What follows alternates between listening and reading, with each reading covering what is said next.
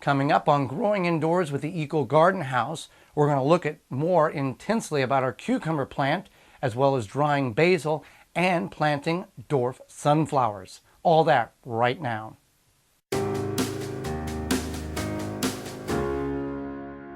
Sponsored by Eco Garden House. At last, an indoor greenhouse equipped with complete, easy lighting and watering systems.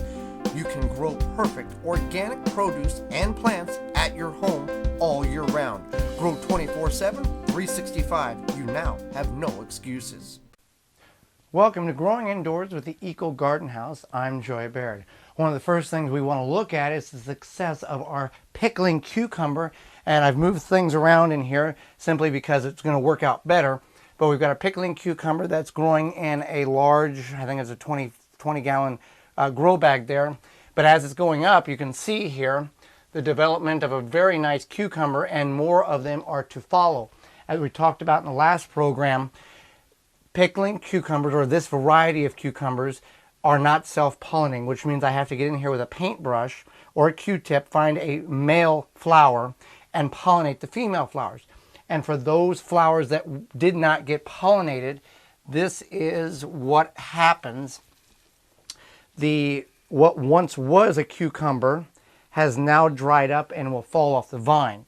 The ones that are starting to bulk up, such as that one there, and the large one at the top there, are ones that I got in there and I pollinated with. Here's another one that I'll pop off that did not get pollinated because it's beginning to dry out. So you want to keep up on this. And the male flowers is simply like this. Male flower has no fruit behind it. Female flower has the development of a baby cucumber. So you would take the pollen with a Q-tip or a paintbrush out of here. You can actually pinch that off and go to the ones that are open and pollinate them that way. So we'll let that one grow a couple more weeks. And up in there, you've got more cucumbers developing. But we'll let that grow and harvest it that way. Now I'm going to raise up the light here, and we'll get in here and begin to harvest more of our cucumbers. I've got some peppers that are ready, and then we'll talk about how we can deal with the abundance of herbs, or basil in our instance, and how to preserve it after it's been grown in the Eco Garden House. So I've raised the light, raised light up so we can get in our harvest. We've got a number of the yellow plum tomatoes here ready. Got a whole cluster right there, and more and more and more. I'm gonna harvest those. I think it's basically easier just to cut them. Like, there we go. Then harvest anything that's changing color.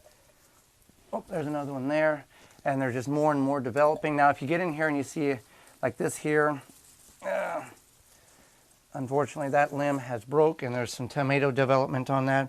Not a whole lot you can do. Just basically throw it out, and be sure I need to get in here and trim these back a little bit more to help the growth and the development of tomatoes. And we've got tomatoes that are starting to vine up the back side next to the cucumber there. Also, we've got a couple of peppers here that are ready. Nice. In the bed. Now we leave the peppers red. We let the peppers go to a yellow state because a green, and there's chocolate peppers back there, which is a purple, because peppers in a green state are an immature, unripened pepper. Many people eat them, and they kind of get a little bitter taste to them, but society has trained many shoppers to think if it's green pepper, it's a ready-to-eat pepper. And if you allow those peppers to stay on the vine, or even bring them in, they will change pigmentation as they set longer. And there's more health benefits to eating vegetables and fruits of color, so you can look that up. Banana peppers or Hungarian sweet peppers. And I got a chocolate pepper here that's ready, a little small, but you always continue to harvest off of this, and that will allow the plants to continue to develop. This is some of the black crim here that are starting to begin to bulk up, and that's from the back plant there. So now we got some basil that has done very well that we planted, intercropped it in with the cucumbers here, and we've got water on it. You can see the plant here is very, very thick and in development of the leaves. Now, obviously with your growing basil or thyme or oregano or fill in the blank herb, the best opportunity and the best use of it is fresh, but we always aren't able to use 4 pounds of herbs in a meal. So one thing you can do to help stimulate more growth is to harvest your herbs, and that's what we're going to do here. And just take, for example, you can just go in here and pick the largest. That's got burnt by the light a little bit, so we'll work around that. Harvest some of the larger ones here, and you can also strip some of the plant down, some of the heavier stuff to allow it more development. Like these are some big leaves here. Now, drying this is a couple of different options.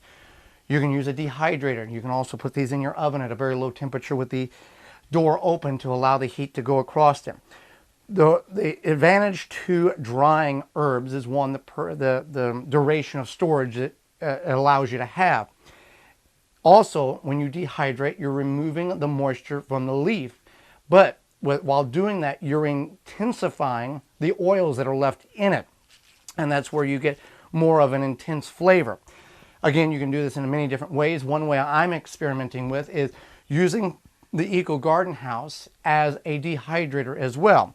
And I'll show you what I had a little trial run here. These were just some I picked off earlier this afternoon. And these have been sitting in here for about 3 or 4 hours. And you can see they're beginning to dry. I'll leave them in here. I'll keep checking on them regularly. And they will get to a point where you feel it's comfortable and they're dried to a point where you're okay with it. You can also just clip these off and put them in a glass of water. Like you could cut that off, make the stem longer, but just put that in a glass of water and in your fridge, and that would keep as well if you're going to use it in a short amount of time. But this will also work, and all I did was I had the light down and just set that tray on top of the light and just let the heat that developed in the Eco Garden House as a dehydrator, and dehydrated it. You can use just a plastic tray. You can use a sheet pan, one of them things that a drying rack type of cooling rack, and allow your herbs to dry up there as well. So we want to harvest the basil to get some in storage. Also, the reason why we're harvesting it, even though it's fresh and right here, is to continue to allow the plant to develop more and more and more, especially on the herbs that you really like and you want a lot of fresh herbs. So we're going to plant another dwarf sunflower. This is a sunflower elf. It should get approximately 14 to 16 inches tall. The reason why this plant has not got to that stage, this is only about 5 to 6 inches tall, but it is opening up, is because this was set in the corner here and I forgot to water it for a couple of weeks because we don't have irrigation hooked up on that particular corner there. We've got irrigation, and you can run irrigation each one of your containers. We just chose not to. We only chose to do it for certain containers.